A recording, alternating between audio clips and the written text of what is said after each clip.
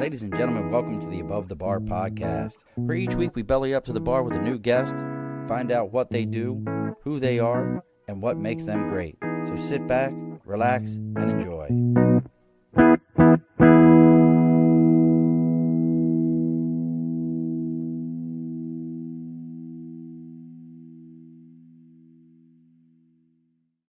Alrighty, folks, it's the Above the Bar podcast show, and it's your host, Sean. We bellied up to the bar here. It is January 21st, and look at that. I actually got the show to start exactly at 8 p.m., so I did pretty good already here.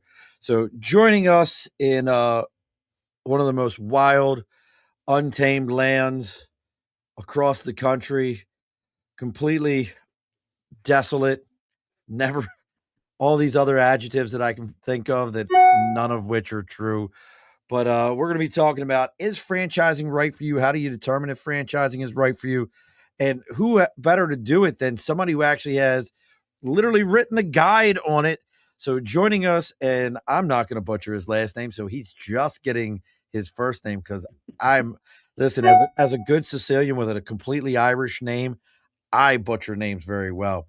So joining us all the way from New Jersey, we're going to be talking about franchising. And if I can get to all my sound effects, because God, my media day is already shaping up. Everybody knows how this works around here because you'll enjoy this. It is Mr. Giuseppe, the franchise guy. Awesome. I appreciate that intro. That was awesome. And I didn't know you were Sicilian, so I like you even better. I am as well. So we're off to a good start. And there's a thing about that, isn't it? Like, I'm not Italian. Yes, some people get pretty touchy. They're Sicilian, right? It's like a separate country. Well, it's one of those weird things I tell folks, like, and people are just like, I was the kid who suffered through being blonde, like towhead blonde with brown eyes, going to a Catholic school in Baltimore with everybody's last name ended with an O or an I, they were either like an Italian I or a Polish I at the end of their name, and being like, I'm Italian, I'm Sicilian, or I'm Italian, and they're like, shut up, no, you're not. Your name's Sean Patrick Murphy.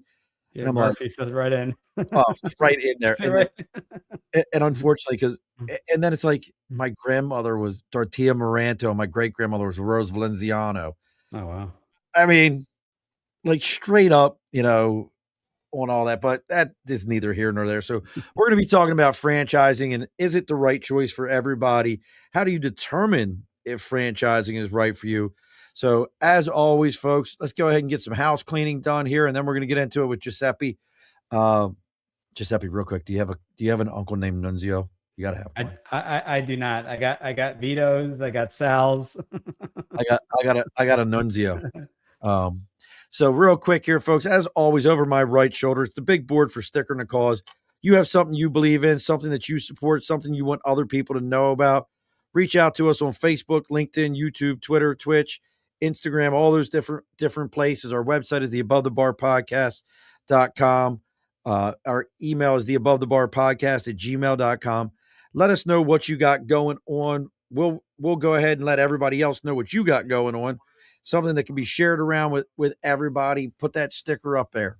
Also, we got to talk about the people that pay the bills around here. Giuseppe's going to be familiar with them. That's Budget Blinds of East Greenbush, Hudson, Coxsackie, Schoharie, Delmar, and Clifton Park. North America's #1 custom window treatment company. They handle everything from blinds, shades, shutters, drapery, even do tint, folks. A lot of people don't know they do tint. So reach out. If you're here in the capital region, they're having a sale this month. It's 20% off product, another 5% off if you motorize it.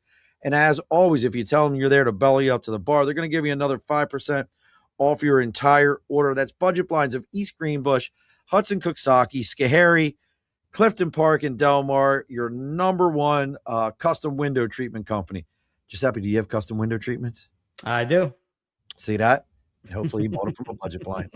All right. All those things are done and ready to go. So tell everybody a little bit about you, brother. How long you been in the franchising world? Yeah, no, I appreciate that. So 20 years in franchising. Started off 20 years ago. Got out of corporate America, worked on Wall Street. So I was the miserable corporate executive, commuting in total 5 hours each day in round trip. So 5 hours a day into New York City to a job that paid well, but just, wasn't really for me. So decided I needed a change. But prior to that, my family owned, guess what, an Italian restaurant. And I cut my teeth there. I learned the business. Had an auto detailing business on the side. Always loved, being an entrepreneur. Just didn't know what that business, that ideal business was. So actually worked with a coach back in 2005. And that coach said, hey, there's a franchise coach said, hey, you got options. It's not just fast food when you think of franchising. And we started exploring various franchises and did that for many years. And it was in the building services space. Okay. And said, you know what? I really like the coaching space. I'd like to help, people get into business ownership, and been doing this ever since. That's interesting. So we got to go back to the restaurant for a minute. I got to ask a question. What do you have a personal go-to Italian meal? Like, you go to a restaurant, you've never been there before.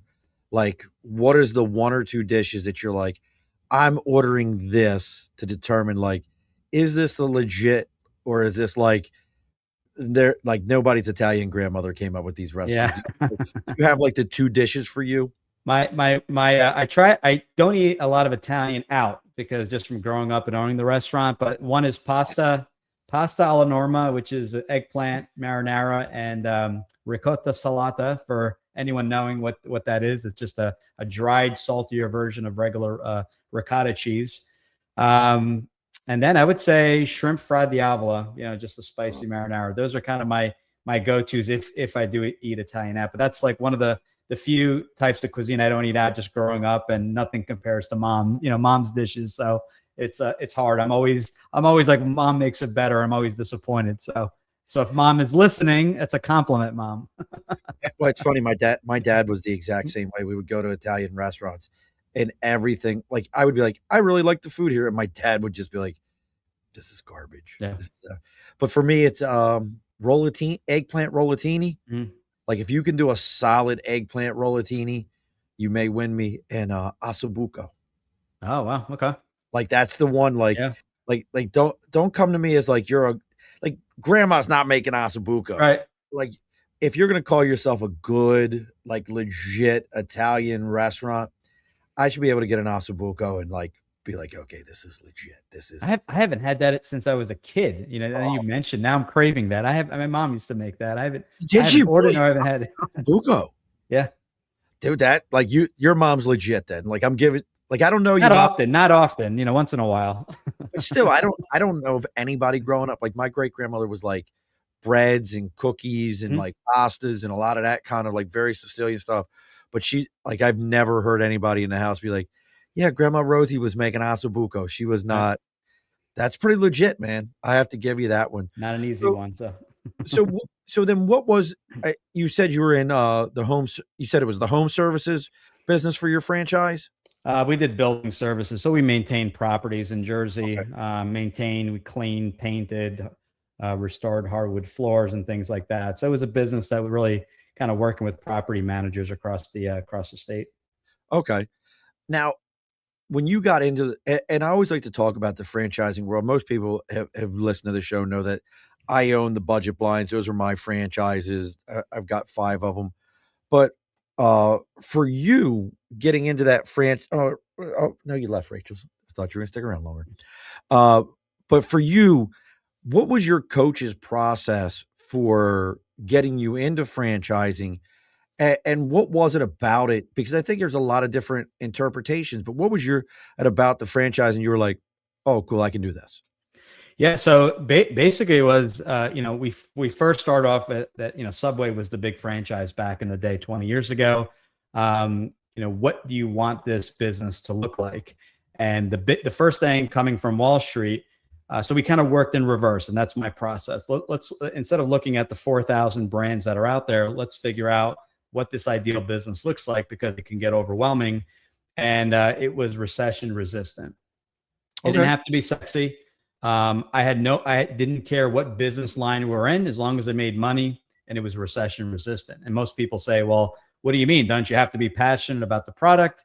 And my answer is no. I don't know anyone that is really passionate about window coverings or cleaning or building maintenance, right? So it's one of those that as long as it made money and there was demand. This is going back 2007, so we know what happened in 07, 08, the economy, the market.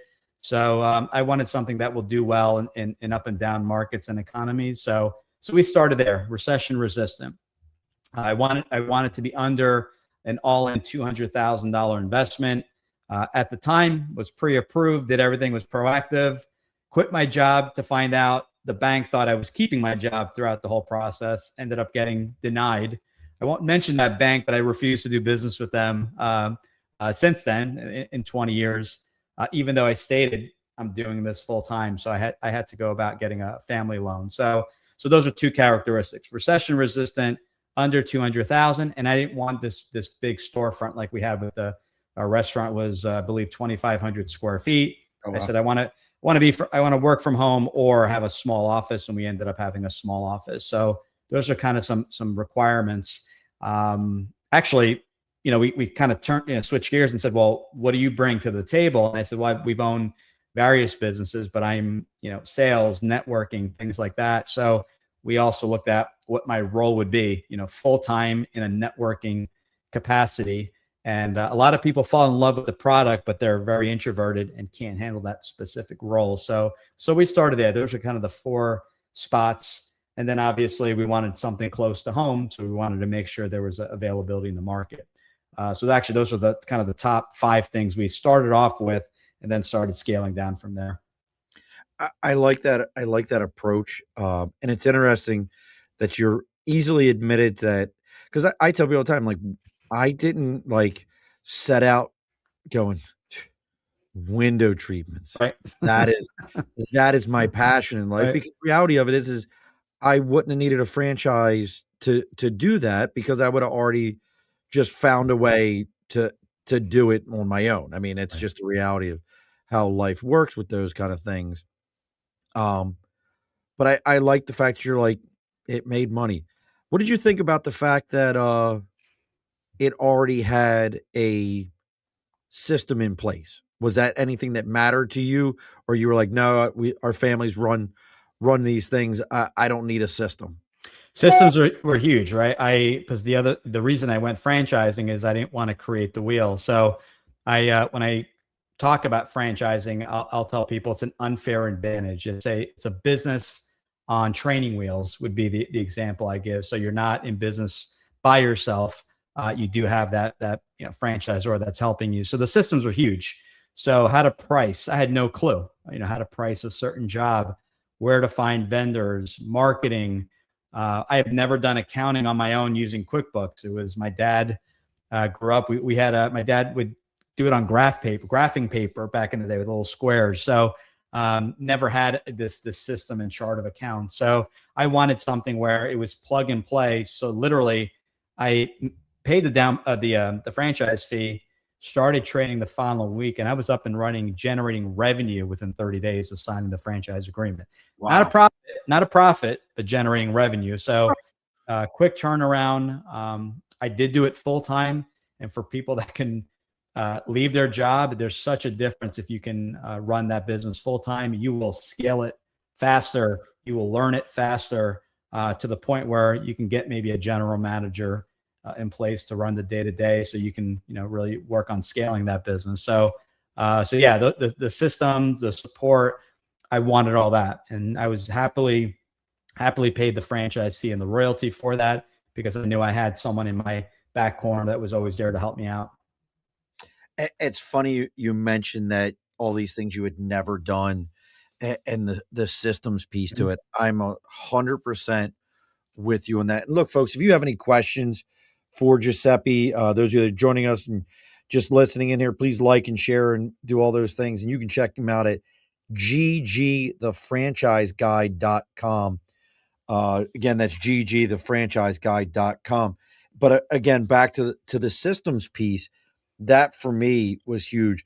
One of the other things, it was one of those things that I kind of knew, but I didn't know the numbers. is the rate of what would be the right way to put it? I guess rate of failure or lack of failure of franchises.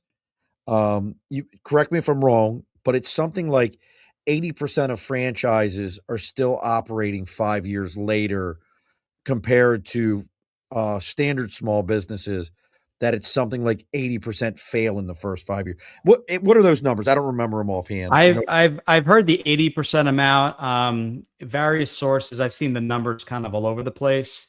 So I don't know if there's an exact number out there of failure versus success, but I've heard the 80%. You know, at the end of the day, the franchise, there are plenty of strong brands, but you got a brand like Budget Blinds who we work with. You know, they're a client of ours, and they've done well. They've grown. They're national. The problem with Budget Blinds is finding available market, because most of it's is sold. But just because you're successful at it doesn't mean I will be successful at it. Simply because it may not be a personality match. I may require a lot more support or hand-holding or whatever the case may be. So, you know, really it needs to be that right fit for you. So I've had people buy franchises. They said on their own, you know, they got into the agreement, talked to one franchisee, if any, and purchased the franchise. And I said, that's not deep enough due diligence.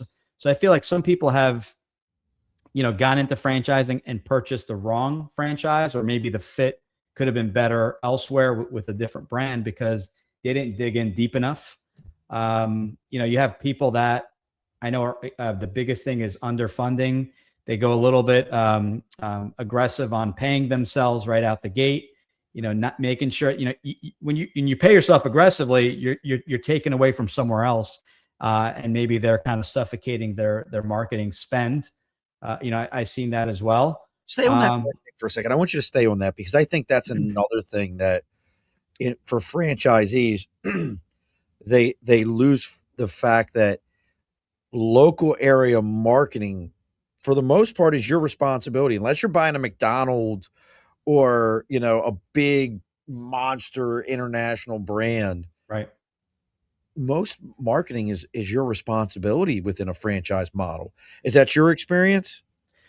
Yeah, it depends on what's included. So it's a combination. I call it kind of a group effort. So you have companies that will handle all the marketing, especially in home services. So we'll stick with that. There's thousands of brands in that space, and you know, window coverings, painting, roofing. The franchisor may handle all the marketing for you, both at a national and local level. They'll have that national spend. Maybe it's 1 or 2% if the brand is large enough, and then they may have another amount that they're charging you for that local spend.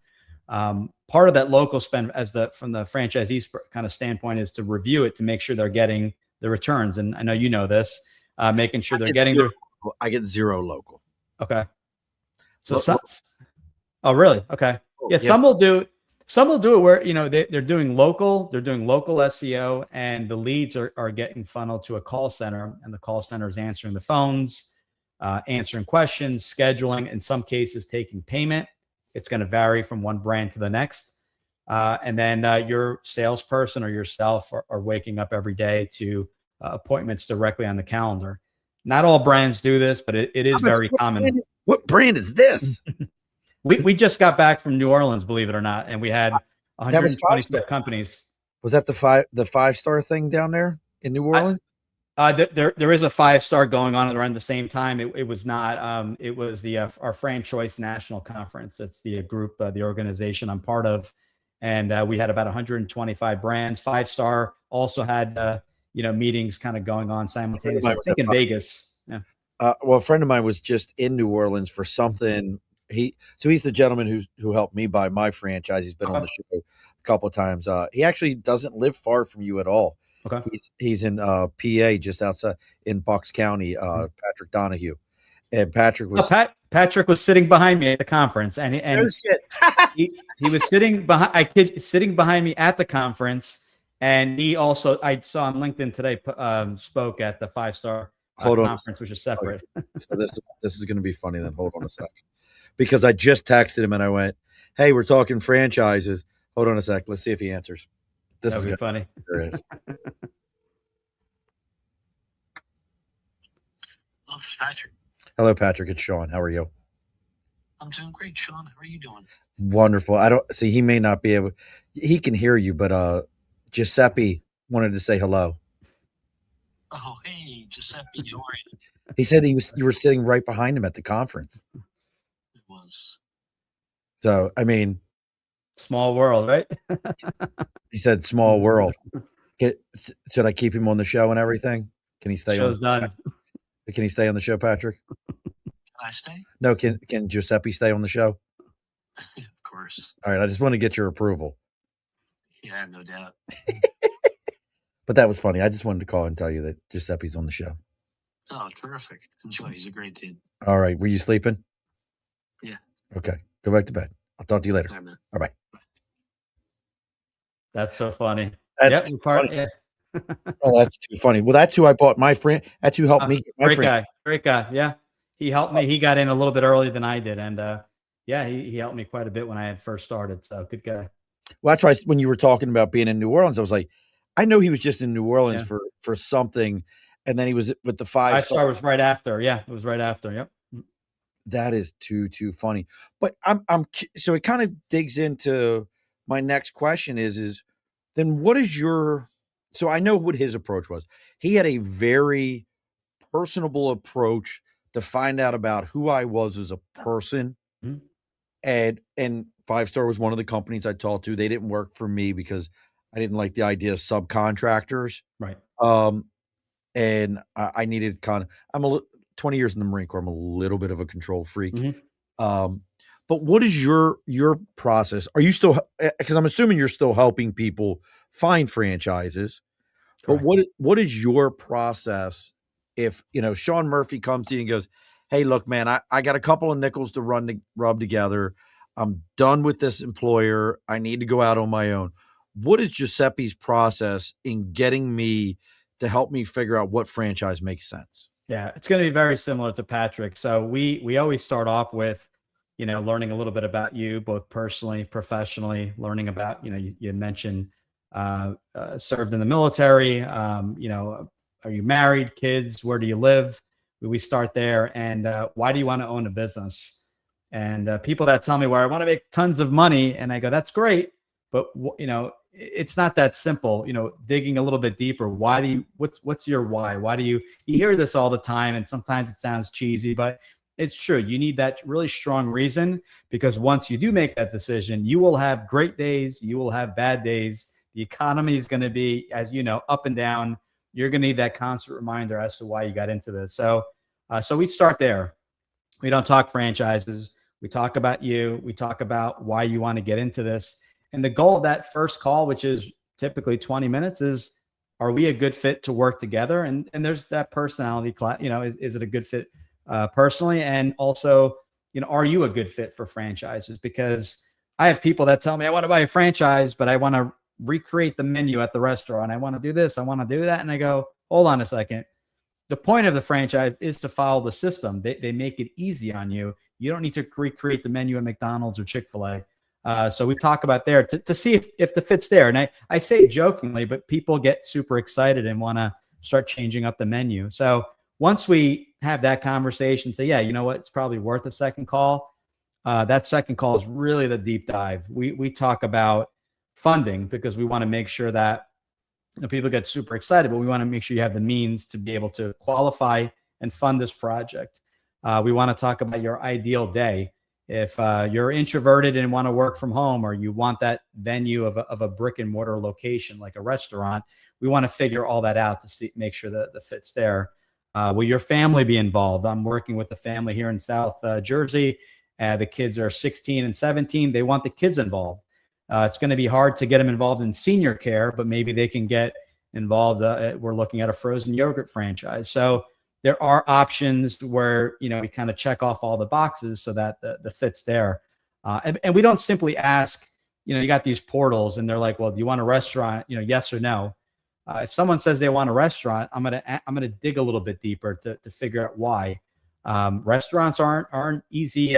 We owned an Italian restaurant, not non-franchise. They're not easy. There's a lot of turnover. There's a lot of staff. There's a lot of variable costs. And most people, once you dig a little bit deeper, why do you want a restaurant? You find out it's one thing, and it's demand. Everyone's got to eat. So they figure the demand's there, but there's also demand for other things like water and smoke mitigation, restoration, business coaching, expense reduction. There's all these really cool types of businesses that are super recession resistant, maybe not as sexy, but they have that underlying demand that doesn't go away. If you want any proof, look back at 2020 during COVID. That was the latest stress test. We saw what did well, what didn't do well, what was essential, what wasn't. So look back to see what did well during that time, and you'll notice certain industries always stand out. It's funny you mentioned that. And again, folks, for those of you that are listening to us live, we're talking to Giuseppe about, is franchising right for you? If you have questions about franchising, please drop it in the chat here. Also, give this a like, share, follow, all those kind of things. And you can check him out at ggthefranchiseguide.com. It's interesting you mentioned about the restaurant thing. Like, I think of all the franchising that's out there, to me personally, now this is me, you couldn't give me a restaurant in a franchise world. You couldn't beg. I mean, I try to explain to people like, hey, when the power went out the other day for about 12 hours, that franchise lost all of its stock and had to have somebody come back in and refill it. And guess what? There wasn't like, hey, can I get some free stuff? No. They had to redo that. Those videos that you love to watch of the guy getting yoked over the counter at McDonald's? Yeah, after that was over with, ownership and management had to deal with legal and everything else under the sun for that situation. To me, restaurants are like, it really takes a special kind of person to do that. I actually just saw, obviously this is your world. What was it? The largest owner of Popeye's chicken franchises just filed for Chapter 11. Like, they owned like 136 or 138 restaurants. I saw the headline. I didn't read the article, but I did see the headline. Yeah. I was like, oh, like, how do you jack up that much that you're like this is Popeye's, that's good chicken. Like, how do you jack this up? Like, what were you embezzling? Like, you had to be embezzling something. Or, was it the competition? Was it the market? Was it accounting? There's so many different variables when it comes to that. Was there theft? You hear it over and over again. The owner is not there's no oversight. They're not reviewing the books. The books are crucial. Believe it or not, there are a handful of franchises out there that are offering full-time bookkeeping service. Yeah. That to me is the biggest no-brainer, because if your cogs are off immediately, you're not waiting until the end of the year. It's like you're growing the business, but you're losing money. So let's figure out what the issue is, and you'll get that red flag, like something is off here. So if you have a franchise that offers a bookkeeping service, there's a franchise in the restoration space called Voda Cleaning and Restoration. They offer bookkeeping service. To me, that's a no-brainer. We'll see what's out of line, and let's fix it now and not wait till you file at the end of the year. So, but some people love the food. They love the food space. Some people love the food space, but not all the moving parts. And believe it or not, there's food franchises that don't have a kitchen, which is kind of interesting. There's a company you're in New York. I think they're out of Buffalo, New York, called Project Lean Nation is a brand, and they offer nutritional coaching and guidance, and they ship the food directly to the franchise location, and they hand that out, so you can pick up a week's worth of food. You get nutritional guidance, you get the perfect portions, the perfect meal plan specifically for your goals. They don't do training like, let's go to the gym. They'll refer you to maybe a personal trainer in the area, but everything is portioned. You just have to, microwave the food and you're ready to go. No kitchen, 2 employees versus the revolving door and the large staff. That's interesting. I could do that one. Like I said, that's always just been my big thing with once I started understanding the franchise space also. How about when people are looking, and it could be the individual, or when you personally are starting to, somebody's reached out to you and said, hey, Giuseppe, I want to franchise my underwater basket weaving business. It's going to be amazing. We're also going to have a sublet or a subdivision to it, hamster milking. I think it's going to be amazing. What are the things that, on either side of it, either as a franchisee or a franchisor, you've got 20 years experience. What are some of the things that immediately start setting your alarms off where you're like, time out, we got to figure out what's going on here? So a business that wants to franchise their business. Both. Or Sean comes to you and goes, yo, so Giuseppe, I got like $50. I think a franchise would be perfect. That's my Jersey accent. Yeah, that's close enough. I mean, if you wanted to franchise a current business, I would always ask why. It's one way of expanding the business. It's not the only way. You can own 100% of your locations. You can franchise it out. Franchising is going to give you the opportunity, obviously, to expand rapidly across the country. You're not putting up the money the franchisee is. You're essentially reinvesting their franchise fee to get them up and running. There's different ways. You can go regional, stay to the East Coast, in and out, started on the West Coast. So you can kind of pick your battles as to how you want to expand and how rapidly you want to expand. The biggest question, the biggest advice I can give to anyone is that if you have this business that you want to convert into a franchise, why the hell would anyone want to buy this business? And you better be extremely clear, not just, well, we make, you mentioned Popeye, well, we have the best chicken in town. That's not enough. That's okay. Good chicken is great, but this one franchisee has lost all this money. What's the pricing look like? What's the support look like? What happens if I want to sell? What happens in this case? So really getting clear on who your ideal franchisee, your avatar is for the ideal franchise owner, what you're going to offer over and beyond what the competition is offering, and just how you're different. Especially if you're a brand new brand with one or two corporate locations, you're going to have a really good case as to first to market. We're going to do this. Maybe we'll give you a larger territory. We're going to support you. Once we go national, now we're going to have corporate sponsorship, corporate accounts, and things like that. So there's lots of benefits there, lots of options to growth, and franchising could be pretty amazing. But you want to have that team in place to really kind of guide you and make sure that there's legs to this franchise before you start paying an attorney to create this franchise agreement for you. And you just said something that I mention on the show a lot, and I want to hear it from somebody else's perspective. Explain what an avatar is.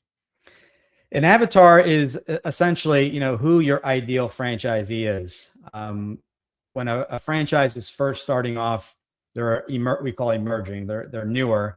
So sometimes they may have this avatar, and it changes, but usually you want to get this kind of your first 10 franchisees and solidify who this avatar is. So the avatar could be in a cleaning and restoration. So Voda Cleaning and Restoration was a brand we were talking about before, and they're looking for someone who's a mayor of the town. So if you're not comfortable networking and going out and talking with the chamber, regardless of what the service is, it may be a little bit of a struggle. Unless you have, someone or a partner that is able to really do that. So the avatar is really who's the ideal person. Maybe they were a corporate executive with 10 years experience. There's transferable skill set as sales and networking. Maybe it gets down granular to, we want someone that has a couple $100K liquidity and $1 million net worth. They know, because they know in something like restoration, you don't get paid right away. You're getting paid from the insurance. So they want to make sure you have that financial buffer to get you past the first couple months. So it's really who their ideal person is that does well. In some cases, you may have a couple different avatars depending on what that business model is. I love that, because I'm always trying to explain to people, know your avatar, and they're like, I don't even like giant blue people. Right. Like, that's not what it is. They're a foolish one. And the other thing that you've kind of touched on a couple of times here is, I think a lot of people feel one of the barriers to franchises is a financial side. Like I remember when I was first looking, and I don't care, you can come for me. The biggest criminal franchise of all of them to me is Chick-fil-A. Absolutely a criminal organization. I don't care what anyone says. Yes, your franchise fee is $5,000 a year, but guess what? They own your building. You give them 50% of your gross, and you'll never have more than one. And oh, by the way, they will tell you where your franchise will be. You can't be like, man, I would love to open a franchise in Brunswick, New York. No, no, no, no, no. Our next location is Tupelo, Mississippi. Hope you're looking to move. So to me, they're It's almost like, to me, when I look at Chick-fil-A, it's almost like it should be called something else. It's really a partnership, because you have the entry fee. I know myself and others will make our money on the exiting the business. There's nothing to sell. So it is more of a low barrier entry when it comes to the investment, but there's nothing to sell at the end of the day. And you're still in that location 6 days a week. Yeah, you bought yourself a Yeah, it's really what it is. I don't know how they, is it a franchise? Is it not? It's considered a franchise, but it's probably one of the few that I know of that is structured that way. Every other brand we work with is kind of structured the old fashioned way. Well, I can't even imagine that they work with brokers. Like I actually looked into it when I was first retiring out of the Marine Corps, because they had some nice things for prior military, but then you start realizing they're like, you've had to have worked for Chick-fil-A for 8 years. You had to go wherever they tell you you're going to go. They own everything. You own nothing. And they even cap your salary. But I promise you, the CEO's salary is not. But yours is capped, and anything over that cap, they also take that. So the moral of the story is, in part of if it's not a good fit, be okay walking away. You still have to get approved, which is why probably I don't believe they work with consultants like myself and brokers, simply because they have a very clear avatar. I never actually applied, so I don't know specifically what that includes, but I know it's very difficult to get approved. There's all these kind of steps, and if you do, you got to be there. There's no time freedom. You got to be at the location. So, and the reason I bring that up though is a lot of people think that the barrier is financial, but I mean, we're not every franchise, and you correct me if I'm wrong, but like 7-Eleven for the longest time was like the number one franchise in the world. But they expected you to have like over $1 million some dollars of either, I don't know if it was assets or whatever it was, to open a 7-Eleven. Like they really had this huge number in it. And listen, nobody knows how people buy 7-Elevens. It's like, how did that dude get a 7-Eleven, man? Like, there's no way. But what's the truth in that barrier? Like, how can people figure out, like, hey, I want to do this. I want to break free. I want to fire my boss and get into franchising.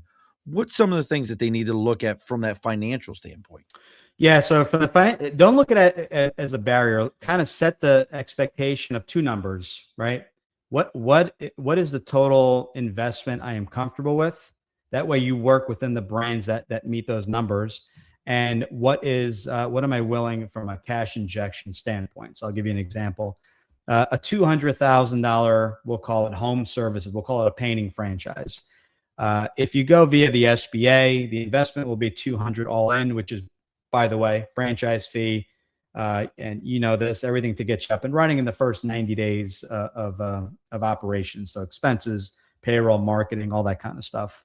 SBA, you're putting about 20 to 30% down. That's your cash injection, 40 to 60,000, and then getting a loan for the rest. So that's the funding piece. You can also use a home equity line of credit. You can also use, if you qualify, a retirement rollover, a rollover business startup, using qualified money, traditional IRAs, previous employer 401ks, not a Roth IRA. Roth IRA would not work in this case. But also there's two additional numbers, and those additional numbers are the franchisor is also looking for a minimum net worth number, which can include your home. Some brands omit the home, but for the most part, the home is included, and liquidity, because at the end of the day, the franchisor wants to know, what is the net worth? Do you have additional funds to access if the business takes a little bit longer to get up and running? That net worth and liquidity number is also used if you want to buy multiple 7-Elevens, multiple budget blinds. They want to make sure you have the means to open up 3 locations over the next 18 to 24 months. So liquidity, net worth, know those numbers. Don't assume because you got 10K in the bank, you don't have funds. You may have $1 million sitting in a retirement plan. You're leaving your job, therefore opening up access to those funds. You don't have to use them all. You can use a portion of them, but getting your financials in order is crucial. We discussed that briefly on our first calls, and I do a direct introduction to Benetrends, and they'll do a free consultation, and they'll look at and say, and this is why I use them, and this is a big plug for them, for anyone listening in. What's your liquidity net worth? Let's show you how to properly calculate it. They'll get you pre-approved for an SBA government-backed loan. They can set you up for retirement rollover, but they can also give you advice outside their wheelhouse, like getting an unsecured loan if maybe the numbers don't match up, or that home equity line of credit, even a portfolio loan, getting a loan on your non-retirement assets. So you can, if you got 100K in NVIDIA stock, you could take a loan on that, if it's sitting in a non-retirement account. And that's not something Benetrends would offer, but you would go back to your financial advisor and keep the money in the market and just essentially take a loan on your own money. And if you're wondering what Giuseppe's talking about with using your 401k, it's called a ROBS. It's a rollover for business. The only thing I will tell you with those folks is if you ever do a ROBS, and I don't know if you know this one, you tell me if you knew this already or not, Giuseppe, is you're basically buying stock in yourself. And it's great because it's an easy way to start it and you don't take a hit on your 401.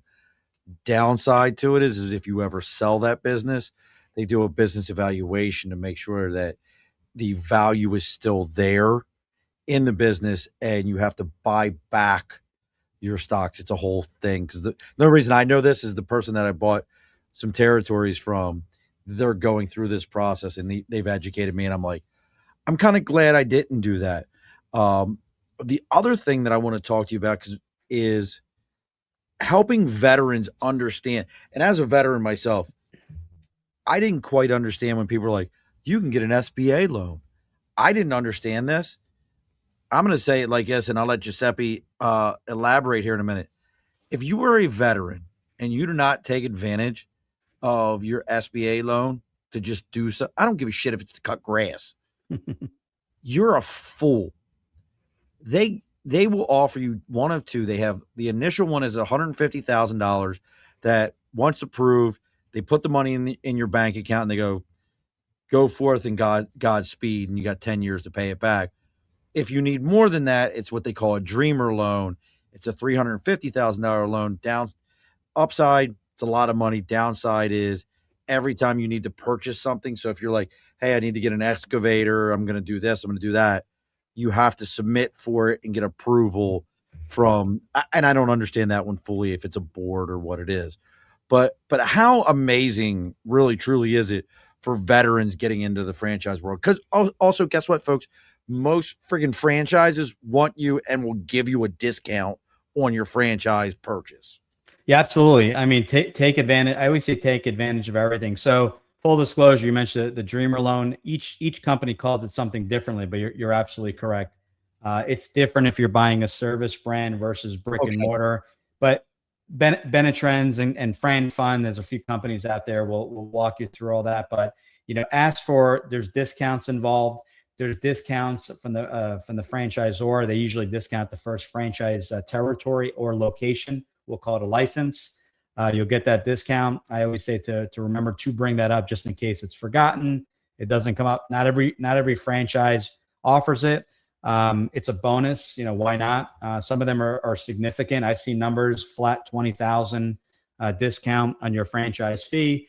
So it is pretty amazing. But the approach for funding is, look at all the options so that you can choose the option that's the best fit for you. And part of that option is thinking 5 to 10 years out. So, for example, you're coming out of the military, you're a veteran. You're like, what's the next step? I'm going to go with the franchise. If you're looking at a we'll call it a budget blinds, and your plan is to own the entire market, maybe it's 5 territories, but you want to start small. You have that conversation with a company like Benetrends or with Patrick Donahue, right? Kind of figure that out, because there is a certain order you want to do things in. It may be starting off with the retirement rollover and then tapping into the SBA, or vice versa. So the person at Benetrends that you'll be working with will kind of walk you through the different scenarios. In many cases, the SBA, we had someone in northern New Jersey buy 3 territories of a Resto Pros franchise. They were able to tack on, the lender was able to tack on a line of credit. So he didn't have to go out and get a separate one. He's got the SBA with a separate line of credit in the event he has a big, warehouse clean where he's got to pay his staff and wait 30 to 60 days. So definitely explore them. But, the SBA offers great rates depending on the type of business. They may be an equipment type of loan. That may be a different product, but it's good to have them all out there and then figure out the costs. Right? A portfolio loan, a loan on your own money, maybe less of a cost, but you also have to factor in if there's a margin call. So if you own NVIDIA stock and it drops by 30 or 40%, you may have to kick in some money to get it back to that 70% ratio. So look at all the aspects, look at all the costs, and you figure out what's the best bet. I talk with people all day long about the Rob. Some people don't believe in touching retirement, and that's okay. I come from Wall Street. I was told never to touch retirement. Knowing what I know today, I would have funded my first business with my retirement account, but I didn't know it was an option back then. And the last plug on Benetrends, if you get one thing out of this meeting, Benetrends actually created the rollover business startup with the IRS in 1978. So fun little fact, and it's legitimate. There's a lot of reporting. There are a lot of costs because if it's not set up correctly, if your uncle who does accounting on the side wants to set it up for you and you do not set up correctly, you will get audited. So make sure you have a professional setting everything up behind the scenes. But yeah, definitely SBA takes a little bit longer, but I would definitely entertain that for any franchise. Don't touch my money. Here, folks, is that New Scotland last call. No gimmicks, just great whiskey. This episode is brought to you by New Scotland Spirits, because in a world full of noise, your whiskey should be the realest thing in the room. Crafted in small batches in upstate New York, New Scotland Spirits delivers bold, smooth whiskey made from locally sourced grains and zero shortcuts. No gimmicks, no fake flair, just pure, honest flavor in every pour. So whether you're celebrating something big or just kicking back after a long day, make it a pour that actually means something. Grab your bottle of New Scotland Spirits at newscotlandspirits.com. New Scotland Spirits, real whiskey, no comparison. So again, folks, we're talking with Giuseppe. If you want to know what he's got going on, go to ggthefranchiseguy.com. He'll tell you what he's got going on. All right, so I'm going to put you on the spot a little bit there, Giuseppe. So I want to know what your and we'll call it restricted budget, because, listen, you could, rob Peter to pay Paul and you can get into something. What is your restricted budget franchise if you had to start one tomorrow that you were like, hey, I got $20K, I'm going to go start this one? And what is your no holds barred, I got the nut and I'm going to start this thing? What are your two? All right. I'm going to start off with a brand new concept. So this is going to be the one that, it's probably looking at close to a 7-figure investment. Patrick right now. Yeah, right. We were in the same meeting, so he's probably talking about it. So really cool concept, the Ultimate Longevity Center, exclusive to Franchoice. We're the only organization out there that will be working with the brand, parent company, Sequel Brands. Longevity. So if you've heard of Tony Robbins, has partnered up with Gary Brecka, big name in the health space, and they are basically handling everything from supplements to red light therapy to you name it. It's all about extending not just the number of years, but the quality of those years. So they kind of take a look at everything. There's exercise, nutrition, you name it. It's basically a one-stop shop membership model. You go in, you go through the different therapies, vitamins, they do blood work, making sure you're getting the right ratios. Robbins and his company Life Force is partnering with Gary Brecka, and they're all partners in this. It's going to be one of the largest launches of any franchise that I've ever heard of in my career. We had Gary Brecka speak at the event, so it's exciting. What are they saying? Like, hey, you have to have a net worth or liquid asset. What are they saying? They presented today. I mean, you're probably looking at a net worth. I would say probably close to $1 million, liquidity. And this is, I don't know the exact, but I would say at least a couple hundred, probably $250,000 if I had to guess, for something like this. And that sounds like someplace you're going to need like phlebotomists. You're going to need some people that have some actual real medical. Yes. There's going to be a medical director on site. We literally just spoke with them at the meeting and briefly this afternoon. So there's going to be more information to come as this is brand new. No franchisees. This is a brand new franchise with the parent company Sequel Brand. So it's going to be pretty amazing. A lot more information to come, but I love it. I love the health space. I love the one-stop shop. I feel like a lot of brands touch on the exercise, but there's no nutritional coaching. And if there is nutritional coaching, it's like eat chicken and rice all day long. Well, what about my blood work? Maybe I'm really low in one area, and that's what's causing my fatigue and all my issues. So that definitely one that you'll hear a lot about if you follow Tony Robbins or Gary Brecka. On the flip side, for something budget, a lot of the franchise fees are all over 20 to 50, 60, 70K, depending on the brand plus everything else involved.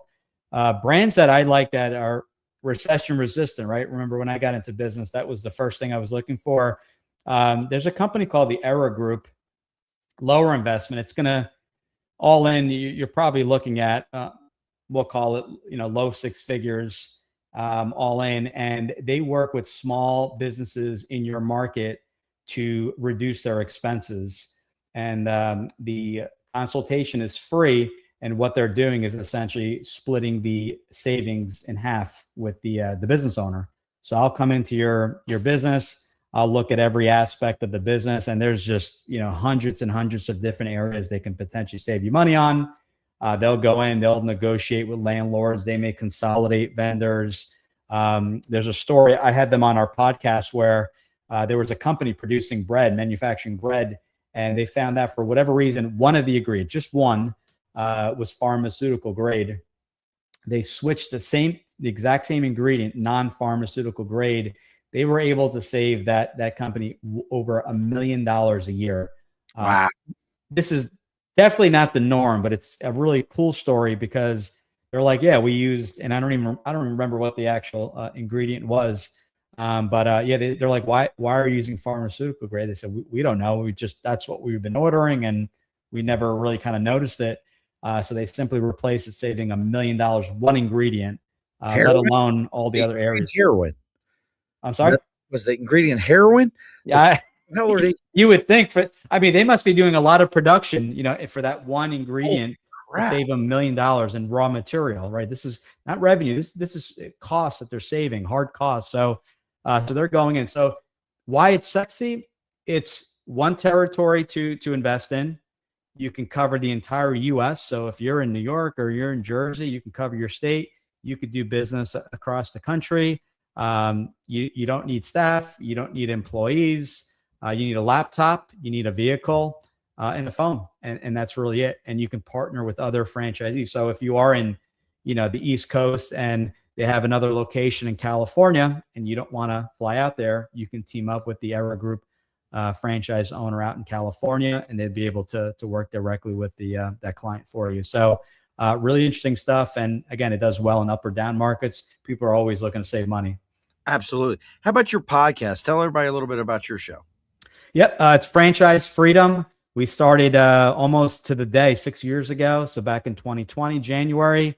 And we talk about everything business related. We talk about franchising. I had franchisors and companies like Budget Blinds on the show.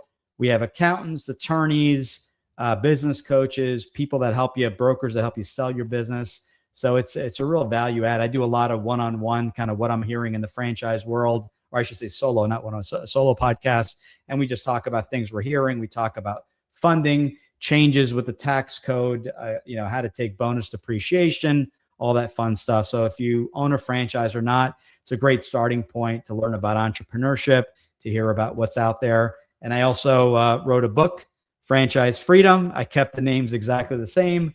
And it's a 50-page, we call it about a 30-minute read. It's my exact blueprint to helping you find a franchise. So if you don't want to talk to me out the gate, we offer a free download of the book. It's my exact process. Should you decide to do it on your own, or you can work with someone like myself or Patrick, where there is no fee to work with a consultant like ourselves. Real quick, because we're almost about to close up the bar here.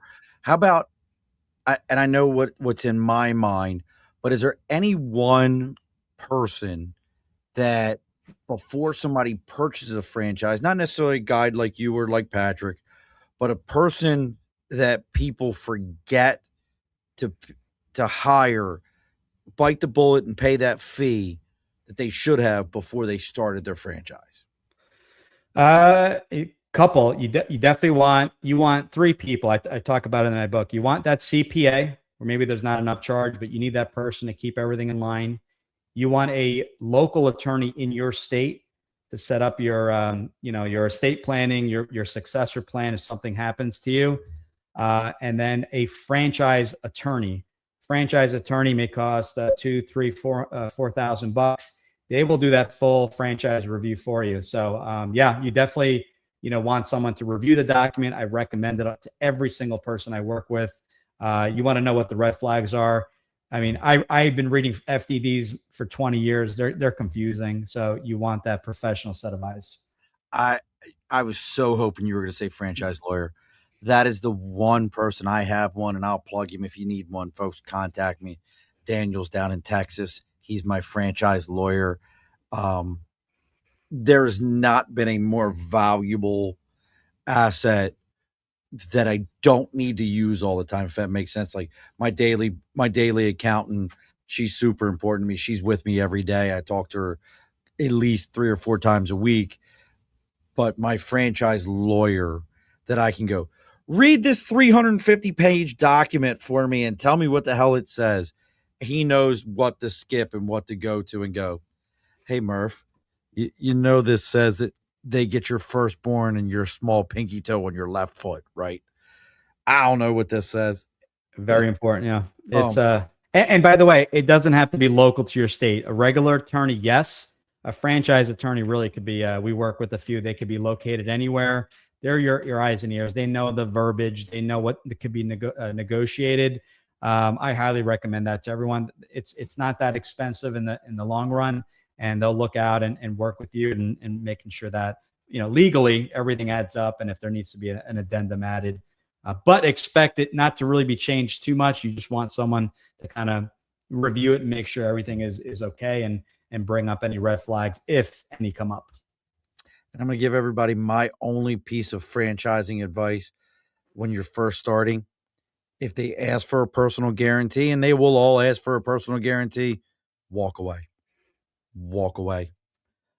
Folks, you have a corporation for a reason. Mine attempted to ask that from me, and if you're a veteran, guess what?